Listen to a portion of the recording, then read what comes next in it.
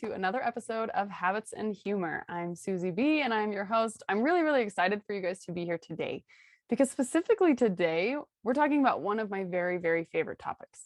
But if this is your first time joining us on this show, I want to explain a little bit about what Habits and Humor is and what you're doing here. So usually we start each episode with a funny story or an embarrassing moment, something like that, to first of all make you laugh, to lighten the mood, to help you realize that you can make serious progress without taking life too seriously. So we offer a funny or embarrassing story to start off with a giggle, with a laugh, with something humorous, but also because embarrassing moments are incredibly memorable. If you think about your most embarrassing moment, you likely remember it vividly, correct? I like to use those stories because we learned so much. All day long, we're learning. And especially if you are into personal development, that kind of a thing, if you're like me, you're listening to podcasts all day long, you're just constantly intaking information. It's hard to remember a lot of it. So I find that using funny stories, using humor is a great way to not only help you realize that progress can come from any situation, but also that it can be memorable. I want to help you remember these things in a way that makes you feel positive about it, makes you realize, okay, you know what? If this person can do it, then I can do it. And we help you see that even through humongous, embarrassing blunders, we can still progress. We can still make amazing changes in our lives. And we can overcome anything that we feel like is holding us back. So today we are going to talk about, and the other half of the show is the habits portion of the show. Obviously, habits and humor. We start with humor so that it's fun, interesting, and memorable. And then we move into habits so that it's actionable. Again, like I said before, we're all learning and taking in information all day long. How do we turn that information into reality, into action, into actual change that we can affect in our lives? That is what we're doing here. We're going to start with what I call the 1, 2, 3 habit system next week. And I will go into what that is and give you the details about the 1, 2, 3 essentials and what those are and how you can use those. And that's kind of how we're going to transition the show for the next several weeks, months, possibly into the future. So we're going to work into what the 3 habits are and why they work. Today, I'm going to, of course, start with an embarrassing story. My husband and I had been married for just a couple of years, and we both had been on vacations before, but we'd always traveled with other people. I'd traveled with my family as a kid. He'd traveled for when he was on a mission for his church with companions and other people, and with his family as well. And so we'd always traveled with other people. But several years ago, in 2015, we took our first trip, just the 2 of us. We were so excited, and we were flying to Aruba. I will tell you more about this vacation and this story later, but for now, he and I are going to Aruba, and it's just the 2 of us. And we get to the airport, the 2 hours early like you're supposed to, and we go to our gate, make sure that we know what's going on. We're all on top of things, ready to go. And then we have an hour and a half to burn. So then we start wandering around the airport. We stop and we get lunch, and we're walking through these little shops and things and just trying to kill time. And at one point, we're sitting down eating dessert, and I hear over the loudspeaker, Suzanne and Braden Barrett, you need to come to your gate right now. Your plane is about to depart. And I looked down at my ticket and I'm like, hey, I know this flight time that says that we're departing at 9 a.m. It's only 8:30. Like, what do you mean the plane is about to depart? What are they talking about? So we jump up and we run down after hearing our names called over the loudspeaker. We run down there and they're like, okay, do you see on this ticket how it says departure time and boarding time? Those are not the same thing. We had no idea. Wouldn't even look at the boarding time. I don't know what that means.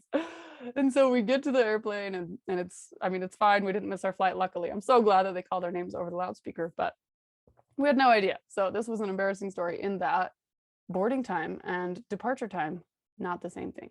Put that in your book. Remember that forever. So as our maiden voyage on vacation, just the 2 of us, we learned a very valuable lesson that day that we still use every day. That's the other key to teaching habits, is that it's something that you do now and you keep doing long into the future, long after you've stopped thinking about it. I no longer have to put in a special effort to realize that departure time and boarding time are not the same thing. Anyways, so talking about Aruba, what is today's episode about?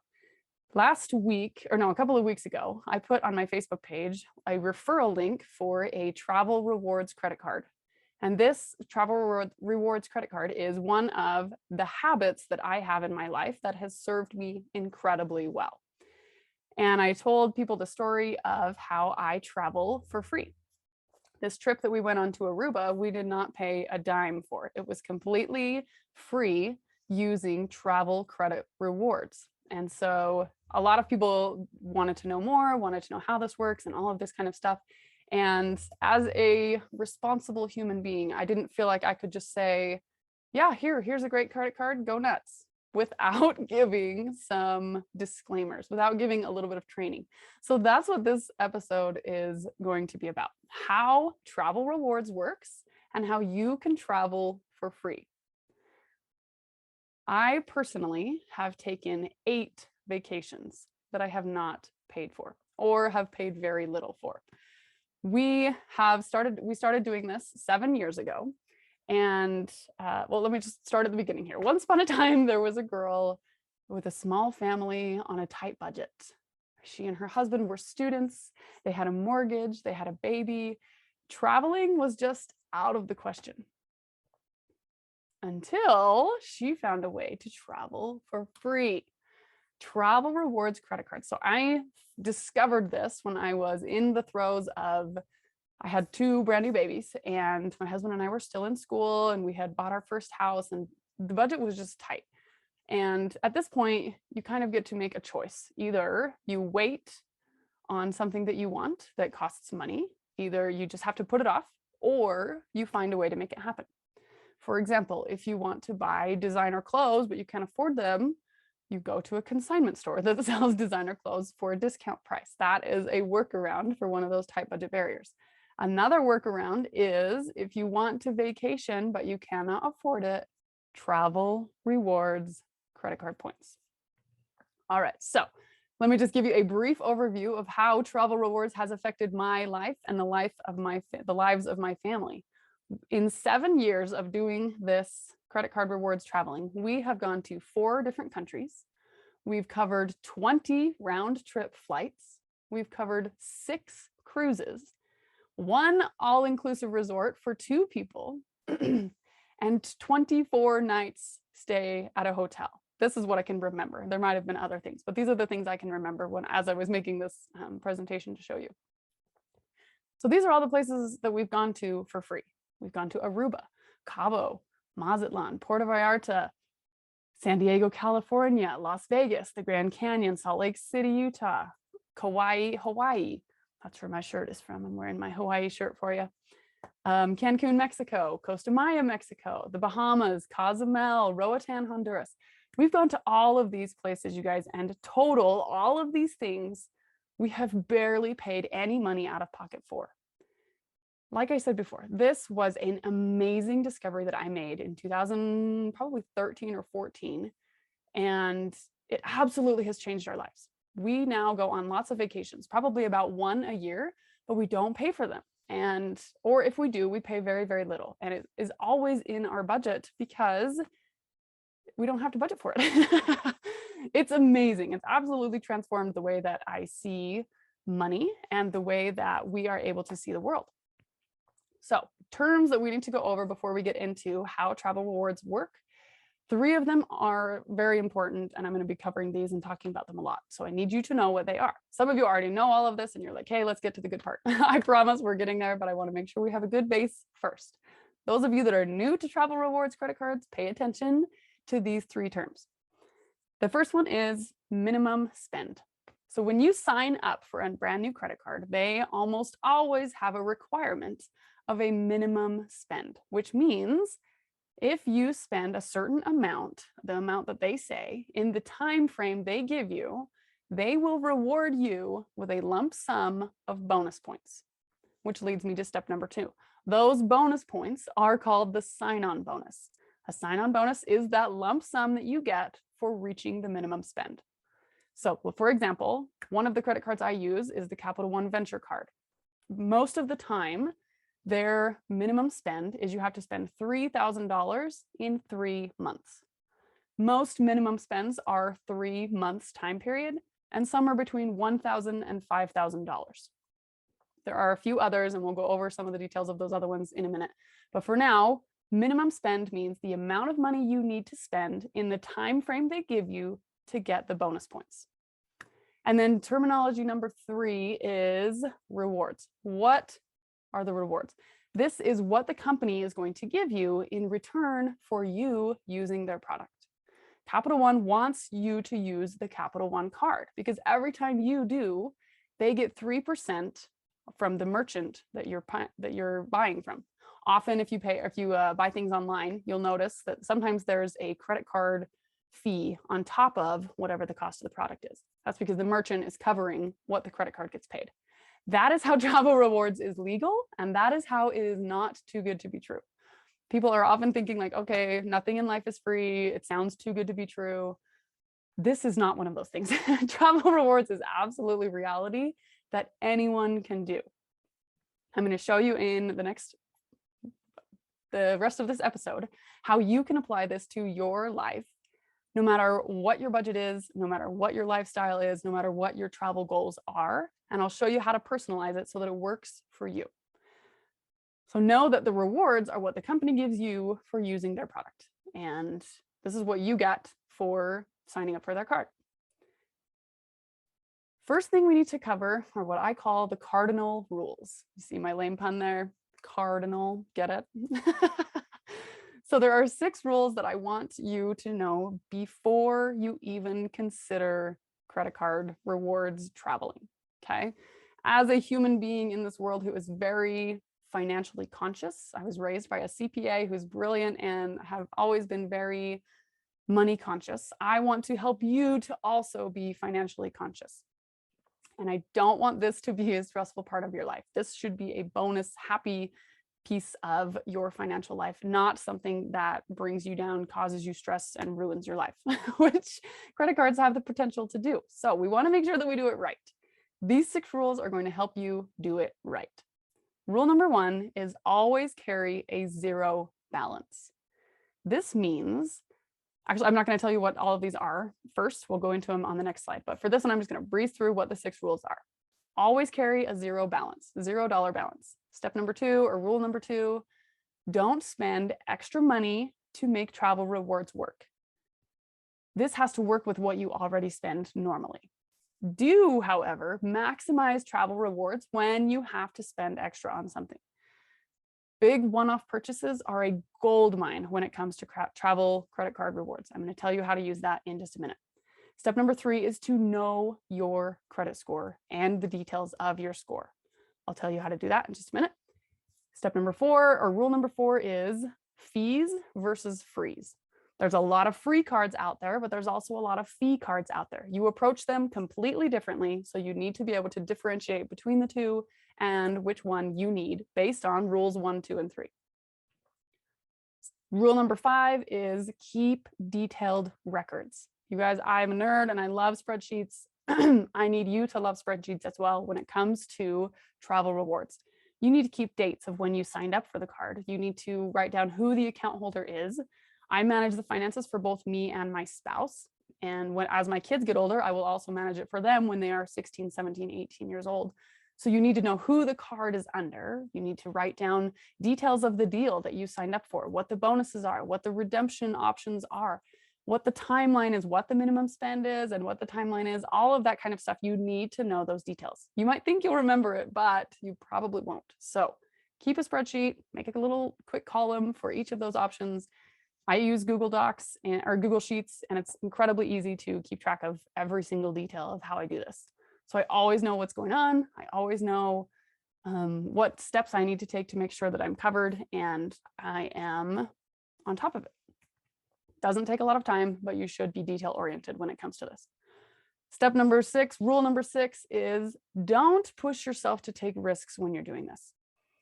The risks of credit cards are real. And when it comes to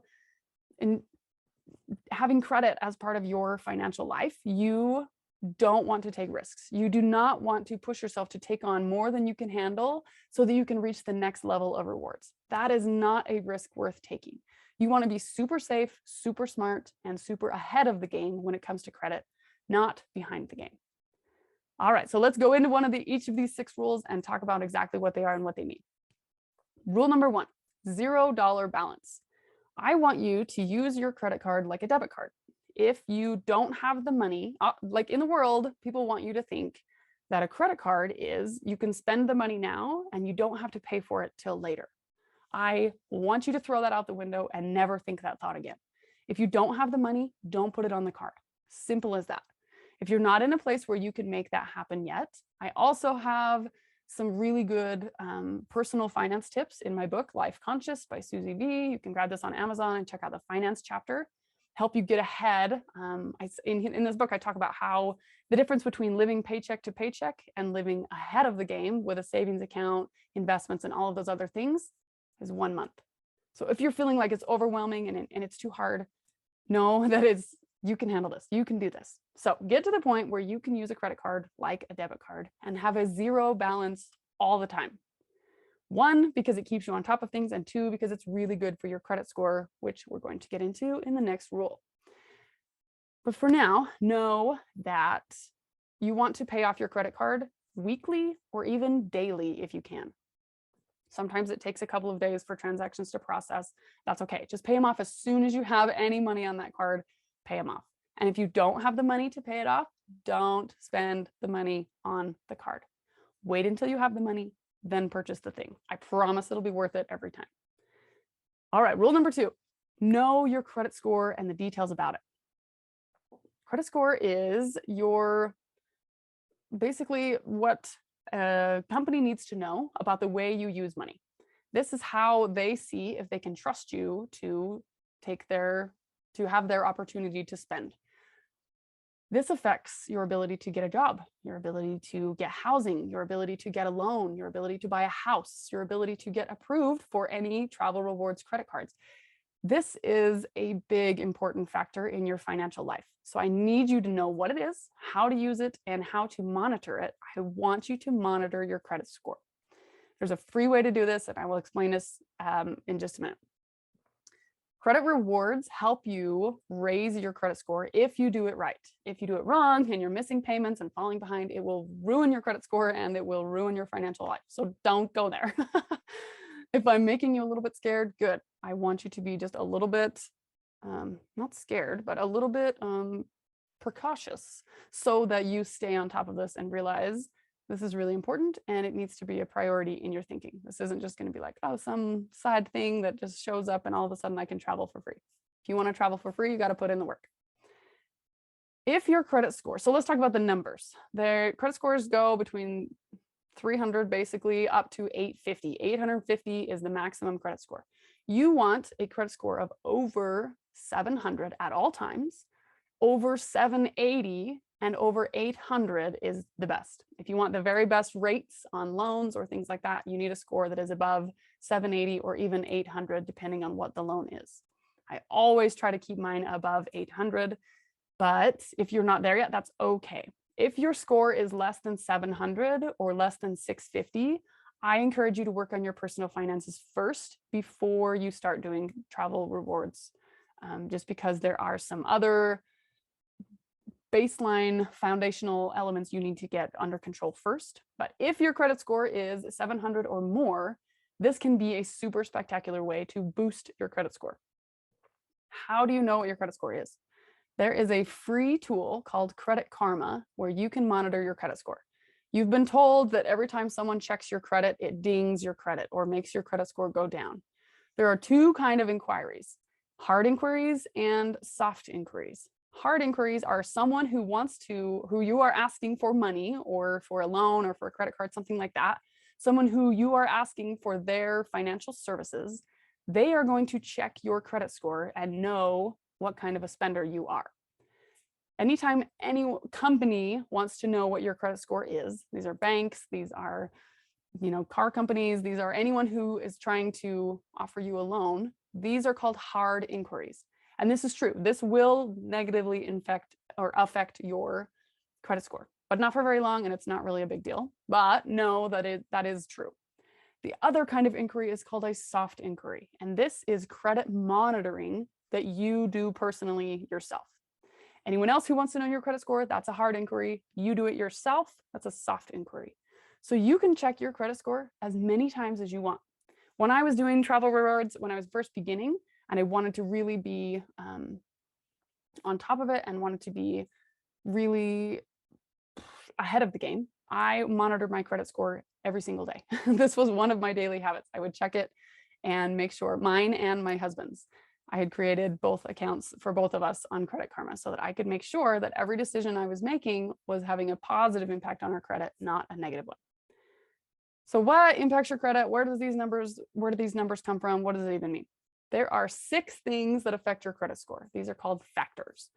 There are 3 that are high impact factors. And if these 3 happen, your number can jump quite a bit. We're talking 50 points at a time, even more than that. It's hundreds of points at a time. Your medium impact factors, these are ones that can bring your credit score down or up. And usually they won't fluctuate a lot. Like it won't go down 30 points and then come back up. It'll come down and it'll stay there for a while. Same thing with high impact. Once you are affected by that, it takes years even to recover from something like that. And then the third kind is low impact factors. This is those inquiries, like I was talking about before. Like I said before, it might ding your credit for a couple of days, but it's only going to drop a few points and it'll come right back up after a couple of weeks. Low impact usually only affects you for a few weeks. Medium impact usually only affects you for a few months or a few points.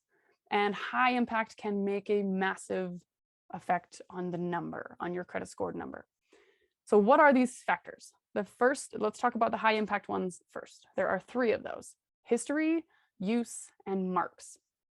History is the proof that you know how to use a credit card, that you know how to make your payments on time.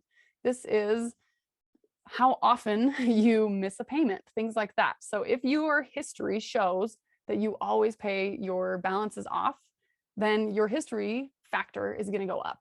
That was why I want you to pay this off weekly, daily.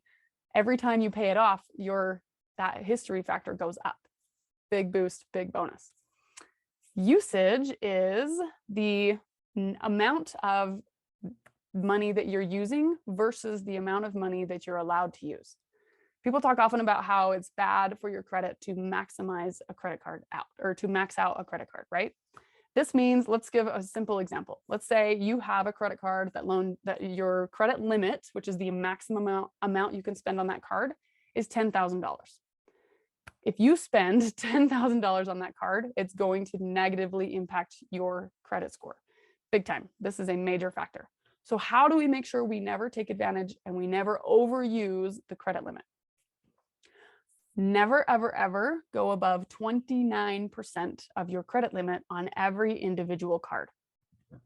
There's lots of differing opinions out there and lots of different information that say your total limit, 30%, things like that. But I have tested this in my own life and in my own finances. Every individual loan or every individual card, every credit account you have open has a limit. You need to stay under 30% of that limit. And I mean under. I went once on one of my cards to 30%. It was exactly 30.0%. My credit score dipped 28 points. 28 points, you guys, for 1%. Do you know how fast I paid off that dang card? I couldn't believe it. It was absolutely crazy. So stay 29% or lower. 29% or lower. Between or below 10% is ideal. That is where you're going to get your best boosts. So anytime you can keep your credit under 10%, which 0 is under 10%. Another reason I want you to keep a 0 balance. So anytime you have a balance, make sure you pay it off so that it stays below 29%. If you keep that balance at 29% and your credit statement comes due, that's when they send you a notification of, hey, this is your credit card bill for the month. That number is going to attach interest to it. So when your credit statement closes, this is another number you should know, another date you should know. Know when your credit card statement ends and make sure before that point you have a 0 balance. For me, one of my credit cards statements ends on the 2nd of every month. So I always check on the 30th, the 31st, the last day of the month, and make sure I have a zero balance on that card. So that when my statement comes around, I show I'm an awesome usage, awesome history person, and you should give me benefits for this. My credit score always goes up. The third factor is derogatory marks. This is the big things like missed payments, or if you have a card that goes to collections that you're behind on payments for, repossessions, foreclosures, things like that. These take years to recover from, so avoid these at all costs. If you've gone through one of these, it's not the end of the world. Know that this number will go away after 7 years, but it will take you some time to rebuild that credit. Work on it. Maximize those number 1 and number 2 if you have derogatory marks. And do whatever you can to never miss a payment. Like I said before, it's not the end of the world. If you are not mastering those 3, it's okay, but please start now to make this a really big priority and keep your usage under 29%, keep your history positive so that you're always making your payments on time, and avoid derogatory marks as much as you can. And if you already have them, it's okay. Just keep on keeping on until you recover from those.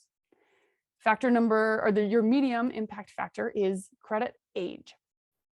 This one is, I'm glad it's a medium factor because it's not a huge deal, but it is a big deal, if that makes sense. So credit age just means how long you've had all of your accounts, the average lifetime span that you've had them open. If I open my very first credit anything today, my credit age will be 1 day. So a good recommendation here is to start before you think you need it.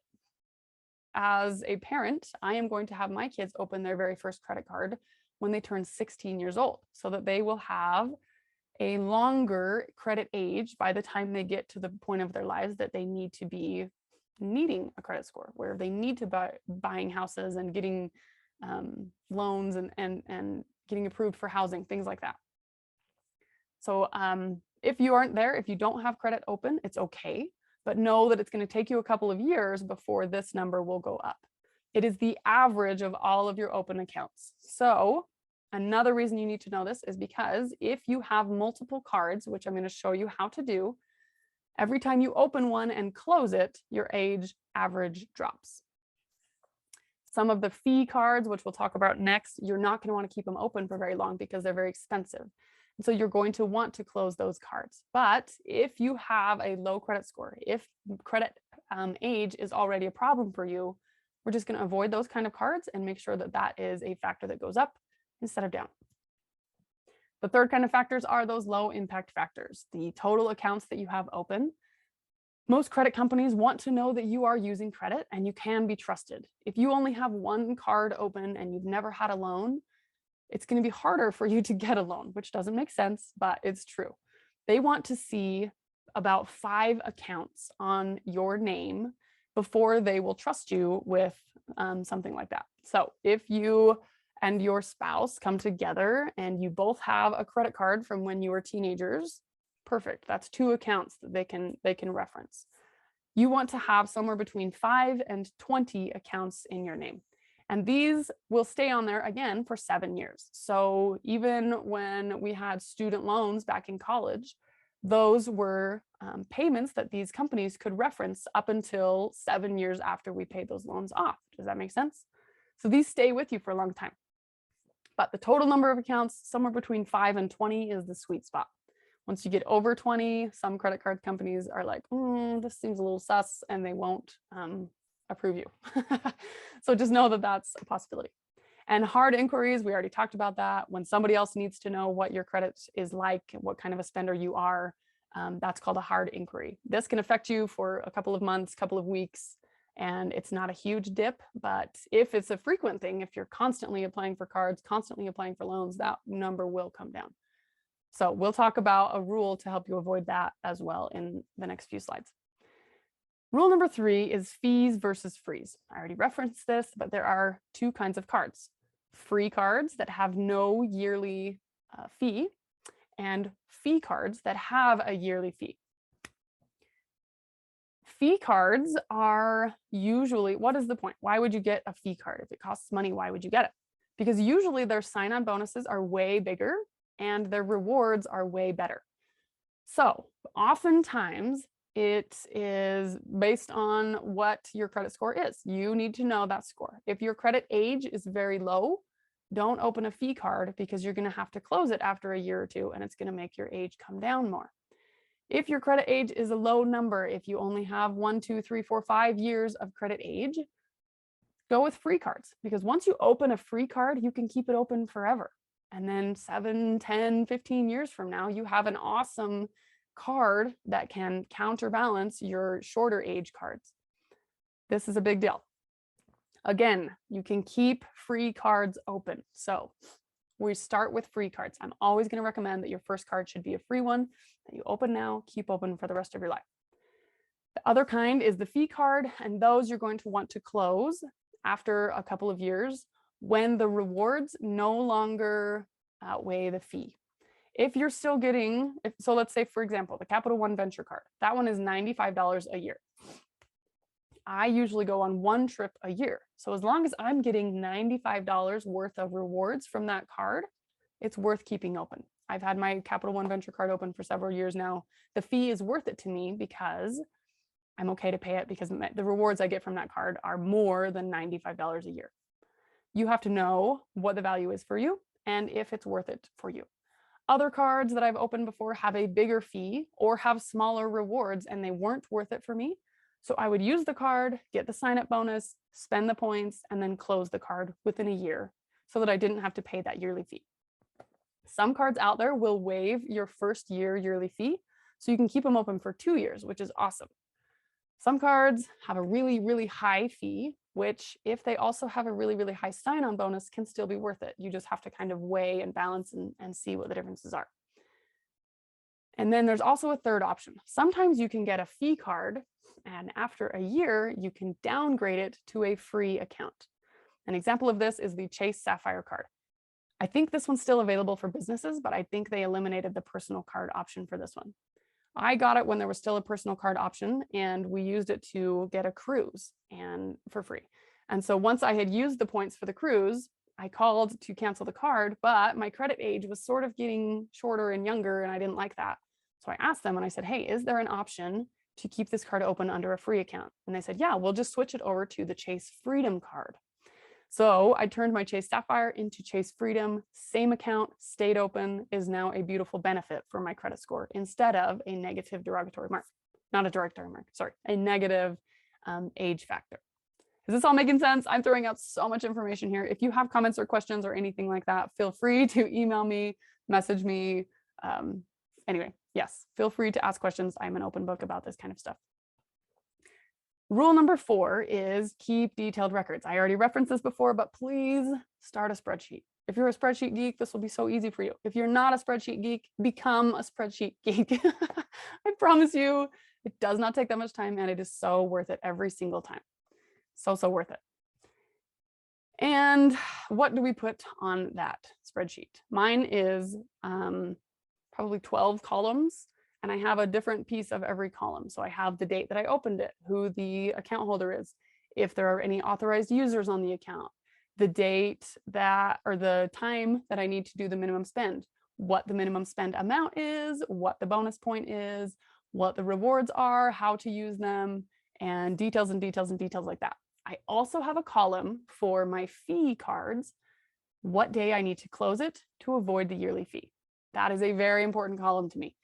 On my fee cards, I always make sure that I put needs to be closed by 1 month before. So if I signed up for a card right now, March 18th, I am going to put the date in that column to close the card February of next year.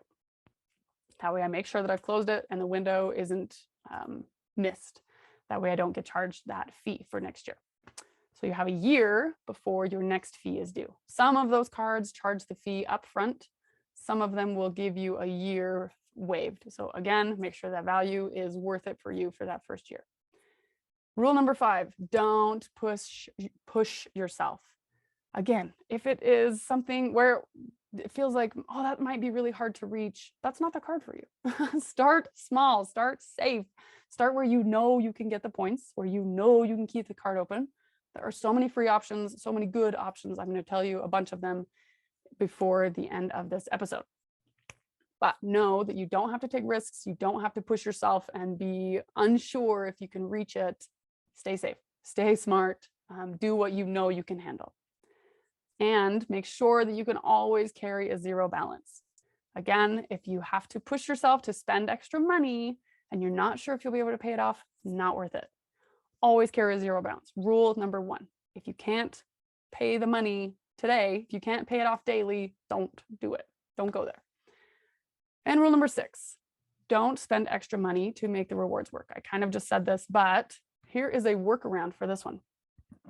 If you have a big one-off purchase that you're going to have to make, like let's say when I had my babies, I knew I would have a hospital bill that was pretty substantial.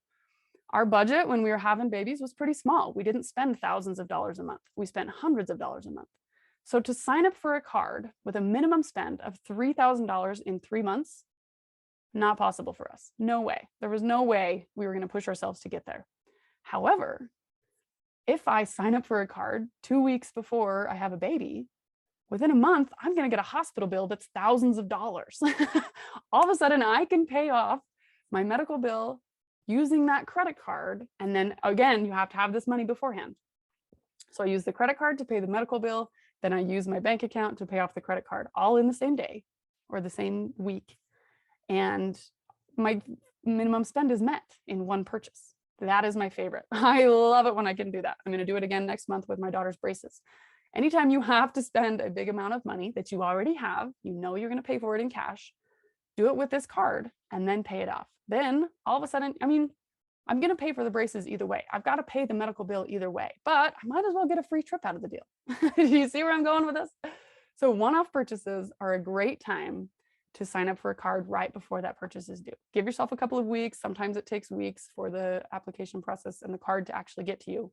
So give yourself a couple of weeks window. But if you know you have a big expense coming up, we did this a lot when we were building our house as well. If we'd have to buy, $10,000 worth of something at Home Depot, we could get a really big spend credit card, get a really big bonus, and use that for that. Awesome way to cover your one-off purchases and get a free trip out of the deal. Again, don't put it on the card if you don't have the money. That's not what we're saying. Carry a zero balance all the time. Rule number 1. It's a reason that's number 1. So remember, expensive car repairs, things like that. If you have something coming up that you're going to pay for with cash, use a card instead and then pay it off immediately. You'll get the immediate sign-on bonus, and then you can just put that card in the cabinet. I'll show you how to do that in just a minute. So quick disclaimer, you can see my little asterisk down here. If you're listening to this on the podcast, that's okay too. But if you can follow these 6 cardinal rules, carrying a zero balance, monitoring your credit score, knowing the difference between fee cards and free cards, keeping detailed records, not pushing yourself beyond your limits, and not spending extra to make rewards work, Credit Rewards will be awesome for you. If you can follow these 6 rules, keep listening, keep with us. Let's go through how to actually use it. If these are not rules that you are following yet, stop the presentation here. Buy the Life Conscious book, hire someone to help you, reach out, take a course, reach out to me, ask some questions, get your finances mastered first, and then get into free travel. If you're already financially strapped, this is not the next step. You need to get your finances in order first, then free travel will benefit you. Again, I started this when we had a tight budget. We were not spending a lot of money, but we were not in debt either. So pay off your credit cards that you currently have. Make sure that you are living within your means, not beyond your means. And if you are, that's okay. I'm not saying that there's anything negative about that. I'm just saying travel rewards credit cards are for you if you can follow these 6 cardinal rules. All right, so 3 more warnings before we get into the fun stuff. Free travel is not free. Nothing in life is free, not even free travel. So in order to reap the amazing rewards, you're going to have to pay something. Lucky for you, it's not money. If money is tight for you, that's okay. You can do this when money is tight. You should do this when money is tight. It's good, great fun, and it'll make you happy. At least it did for me. You do have to pay your time, your focus, and your discipline. You got to be on top of this. If this is something that you're not willing to put time into, it will run away from you and will cause more problems than benefit for you. Don't go there. If you are, however, willing to be dedicated and look into this stuff, keep detailed records and stay on top of things, this will be awesome. If not, travel rewards isn't for you. Just travel the normal way when you have money and pay someone to plan it out for you. That's great. Go for it that way. So without those three ingredients to this process, time, focus, and discipline, you're going to be juggling too much and it's going to be a recipe for disaster. Don't go there. Free travel costs you only your time and focus. Free travel is not convenient. If you're the kind of person who just wants to make a phone call and tell them when you want to go, where you want to go, and have it just come emailed back to you, cool, that's awesome. Hire a travel agent. Don't go into free travel rewards credit cards. It's not going to be worth your time.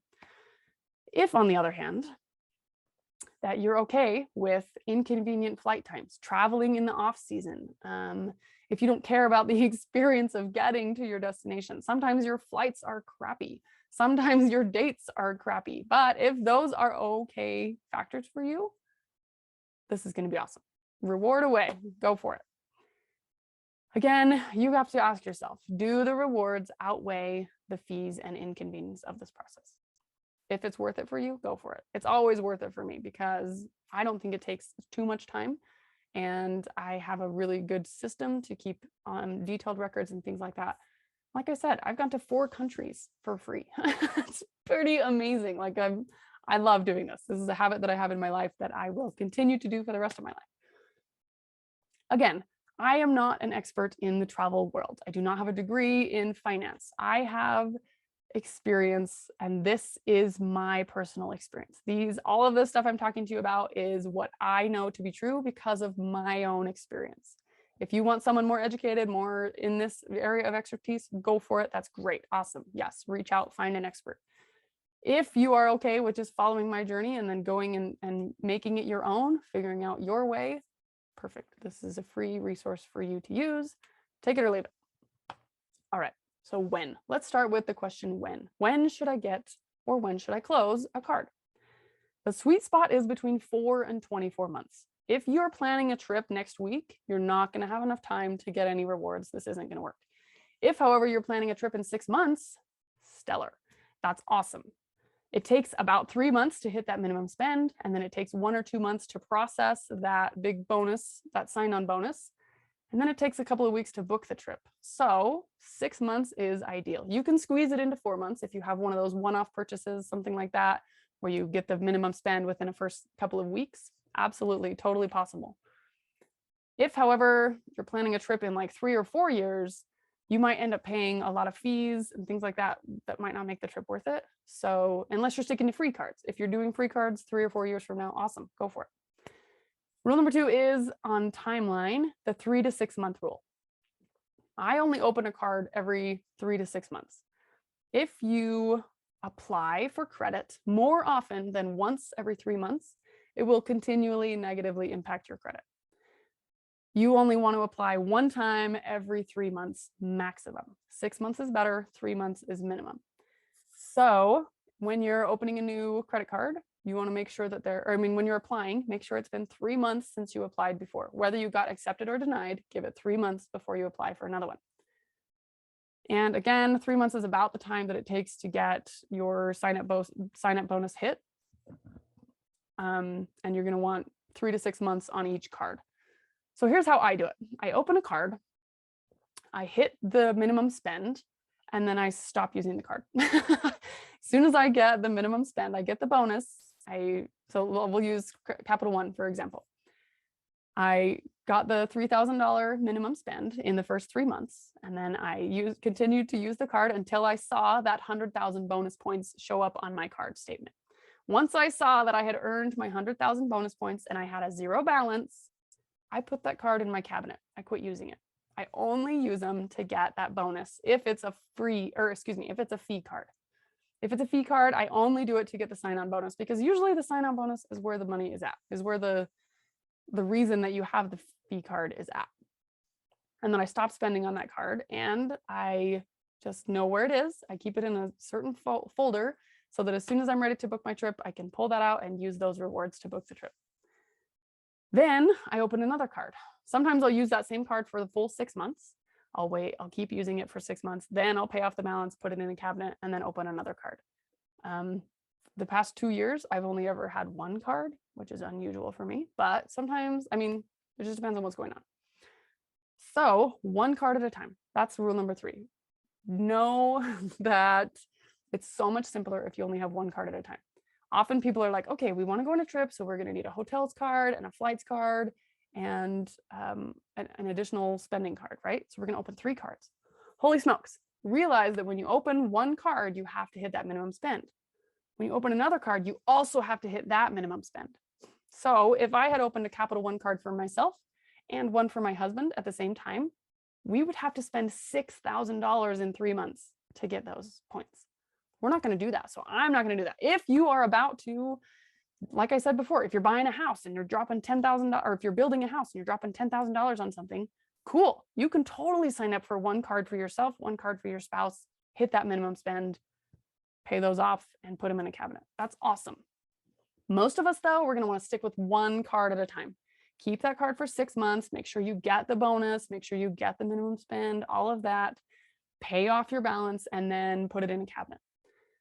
So even if it's in your cabinet and you're moved on to the next card, still watch it sometimes. Check back maybe once a month and just make sure that something didn't show up. Sometimes I'll put like a subscription on there, like a Netflix subscription or something on my card. And for 6 months, I pay $15 on that card and it continues to get me points.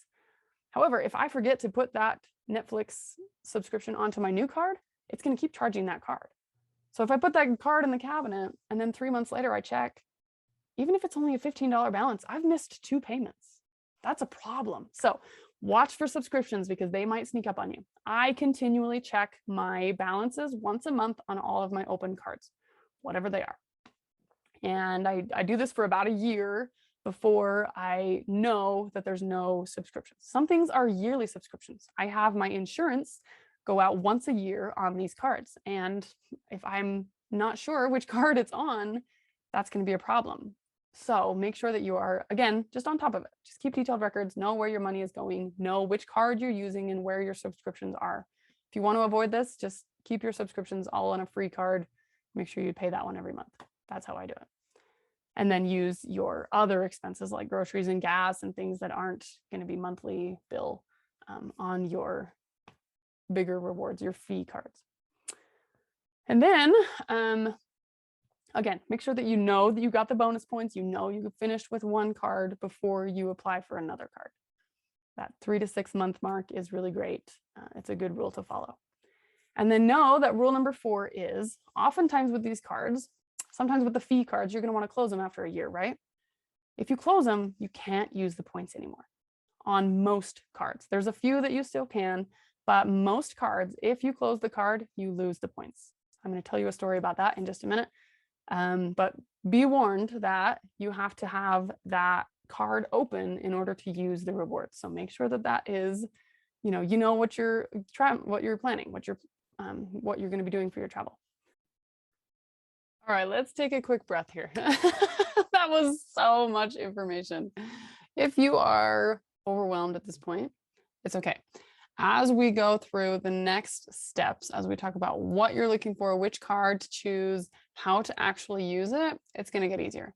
This was the prep step. This is the information that is not fun to talk about, is not fun. That's not the fun part of travel rewards, but it's the responsible part. I don't feel comfortable teaching you how to travel for free without helping you first understand how to live financially aware and responsibly. So I hope these have been helpful tips. If this is all easy stuff that you already do, spectacular. Tune in next week for the second half of this programming, the second half of the conversation, where I talk to you about my exact trips that we've taken and the cards we've used to do it and how we were able to book those things for free using points. And teach you how to look at your own individual stuff that you now know because you're monitoring your credit and you know what your trips are that you're planning. You know all of this stuff So next time I'm going to teach you how to actually do it. This was the prep step. This was the, I don't know, foundational piece. This is really, really important stuff that I hope makes sense and I hope is helpful for you. You have a week now between now and when we actually talk about how to do it. So go ahead and try some of this stuff. Get on Credit Karma and start monitoring that credit.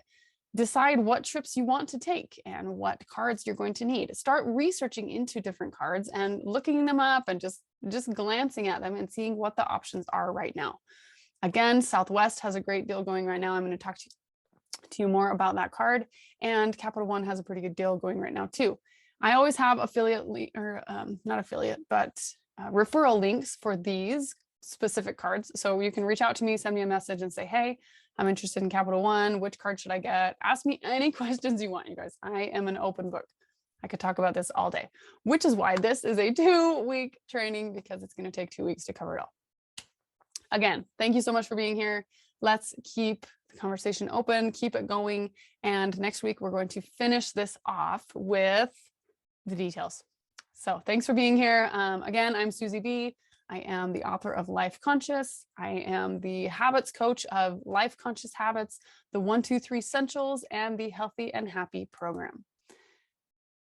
If you are looking for more habits in your life, if you are looking to improve your health in a way that lasts, if you're looking to add things like free travel and improve relationships and improve your mental health, these kind of things, if put into your life as habits, give you a period of time where you think about it, where you work on it, where you focus on it. But then they move to the back of your mind, the subconscious part of your mind, and you don't have to think about it anymore, but it continues to be part of your life, part of the way you live, part of who you are.